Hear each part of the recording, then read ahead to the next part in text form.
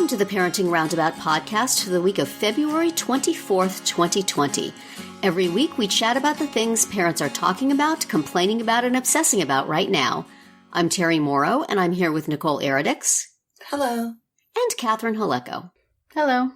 This week we're talking about our lack of sleep and saying I love you, plus taking a couple of breaks for an entertainment discussion and a recommendation roundup. Today we're talking about the things we do as parents that other parents don't do, and we don't care. I was looking around for a parenting topic for us to talk about and noticed an article in Parents Magazine where a mom talks about how if her teenagers say they're going over to somebody's house, she calls the house and makes sure that the mom knows that teenagers are coming over and that it's okay for said teenager to be there. And her kids have told her that, Mom, nobody does that. You're embarrassing me.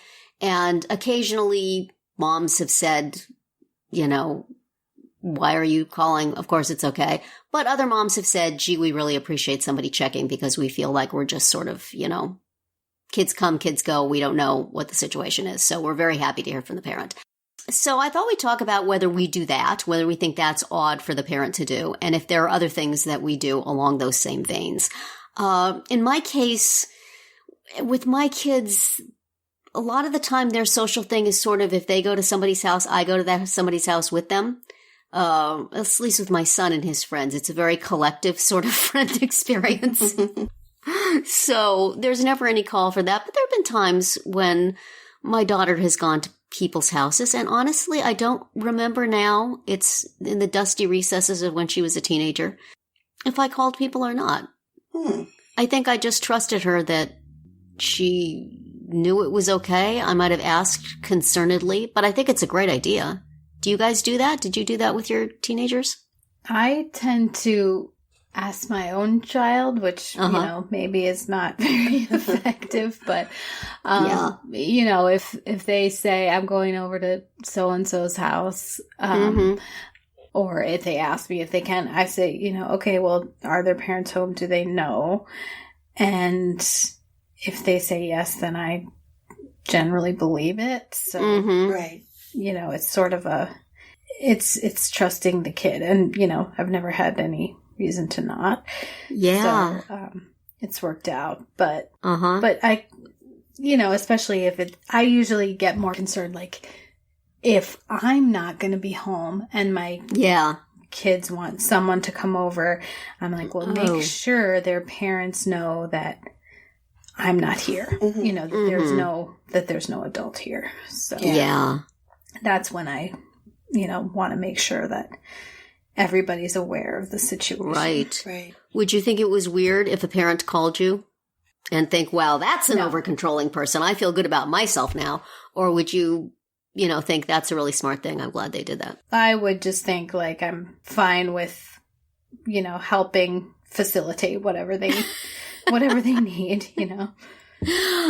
Or would you think it wouldn't bother me? It wouldn't strike me as weird. No. If this parent needs to check up on their kid, what does that say about the kid? Should I worry about this kid being in my house? That's uncharitable. No, I don't think I would go there. How about you, Nicole? Do you call? Have you received calls? I haven't actually received calls from other parents, but I think I've definitely done what Catherine has done in terms of making sure or asking my kids to make sure that other parents know if we're not at home. But I don't think I ever cross-checked, maybe once or twice with my son when he was like 13. No, I haven't necessarily done that, but I do other things. So, it just makes up for it. Right. I'm trying to remember when my daughter, there was a couple of times where she had a friend who I wasn't that sure about. And I really feel like I should have been more on top of it. And I kind of wonder if things happened that I didn't know about because of that. But at the same time, I was just so happy for her to have a friend. Yeah. And it's like, I don't want to do anything. If she says it's okay, I don't want to do anything to mess this up. I don't want to be uncool. It's hard to know sometimes. Mm-hmm. You know, I truly, I mean, I don't think that this parent who wrote the article has anything to apologize for. Well, she's not apologizing, but, you know, I think what she does is perfectly fine. I think every parent has a comfort level with their kids and with the people their kids know.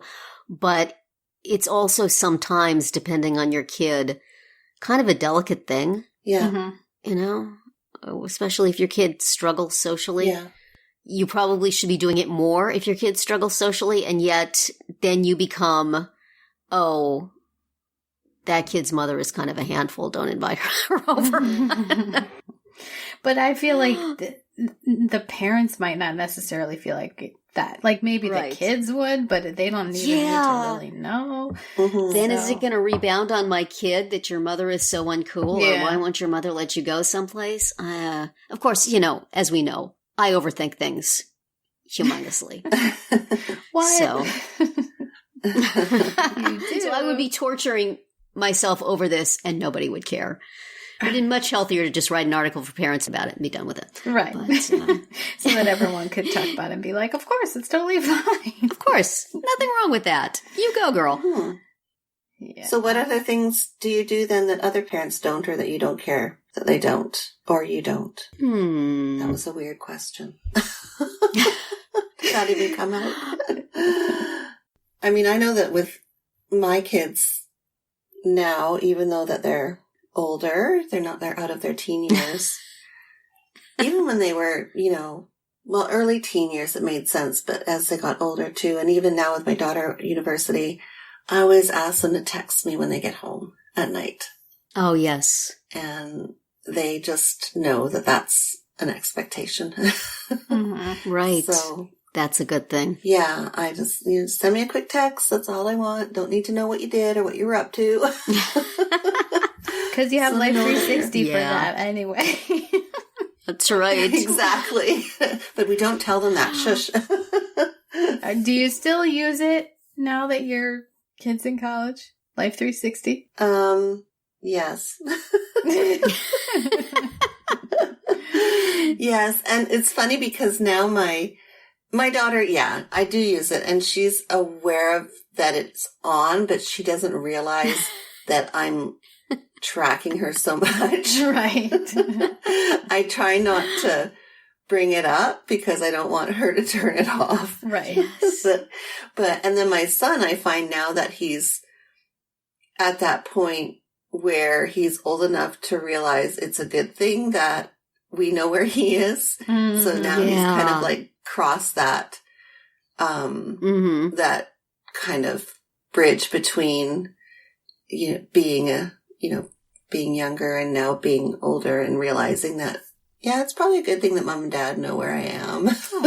Yeah, it's true. Yeah. So it's good. He's thinking more on an adult level in that sense. Right. So Yeah. he's on a trip right now, actually, and he texted us to ask us if we could see his location. He wanted to ensure that we knew where his location was, and then make sure that we could see it, that it was turned on. So, yeah. So it's an interesting good. process, that's for sure, as they get older. Yeah. Yeah. But no, my daughter, yeah, she doesn't complain. They don't complain about these little requests. The other thing too is that I asked that she FaceTime me if she's walking home in the dark. Not that I could that's jump a good out idea. and do anything, but especially if she's walking back from a class or across campus at night. Right. Or even if she's out with her friends and it's dark and has to go somewhere. So I have her FaceTime me, but I don't know. Catherine, do you do anything that other parents might not do and you don't care? Oh, no. I mean, I think I have always, for a long time, I have let my kids stay home alone when other people probably wouldn't have. Just because, you know, as we've talked about here, every kid is different, and some of them are capable of it and some of them aren't, and some of them are capable in combination and some of them aren't. And mine really always were fine about it. And I think people sometimes were shocked. Like, I tried to keep it to myself, but sometimes people were surprised that at the certain ages they would be allowed to be home alone. But, it was always fine. So, but yet, like coming up, my husband and I are both going to be gone, and I'm bringing in my mom for my almost 15-year-old because, that's still too young to be left alone for multiple nights, Yeah. Maybe if it was one night, I would consider it, because we have dogs and, but for several nights, no, I'm not doing that. So grandma to the rescue. Yep. That seems perfectly reasonable. My kids are in their 20s, and I still sometimes have people come stay with them. And that's partly for their comfort level as well. So. Exactly. Yes, it is. It is mostly entirely for their comfort level, and that's fine. I indulge that. I don't know. When my kids were young, I'm trying to think what I do. I mean, I do many, many, many things that other parents wouldn't do, but I sometimes used to force them to do things and became aware that other parents didn't force their kids. Like, I remember when my daughter was going to be in the marching band at high school, and the first practice was very difficult. And she came home and she said, I don't want to do this. And I said, well, I understand that, but you're going tomorrow. And she kept going, and it was fine. Mm-hmm. And I know other parents, their kids came home the first day and they said, that's okay, you don't have to do it. And really, that's fine too. It's a lot of work. And if the kid doesn't want to do it, that's fine. But and there was other things that would come up, and somebody would say, well, my kid won't do that. And I was like, well, just tell them they have to do it. And they looked at me like I was crazy. So maybe I just had malleable kids. But sometimes, we've talked about how long do you have to see something through. And if you're going to do something, you got to keep doing it. If you make a commitment, you have to keep doing it. Right. So whether that was a good decision or not, I don't know. But I did it. And then there's other things I've let them off the hook for because I didn't think they were important. Right. So, and we all have our different. And other parents did. And our different interpretations of what's important and what's important for our particular kids that may not be important for someone else's. So exactly right. But what is important is that you keep listening to our podcast.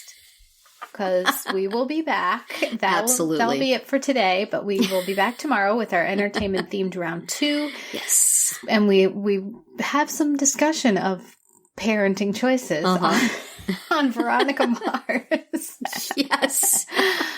And later in the week, we will be complaining about, obsessing about, and recommending various things. So we're always interested in what you have to say. So drop us a comment on our website, our Facebook page, or Twitter, where you'll find us at Roundabout Chat.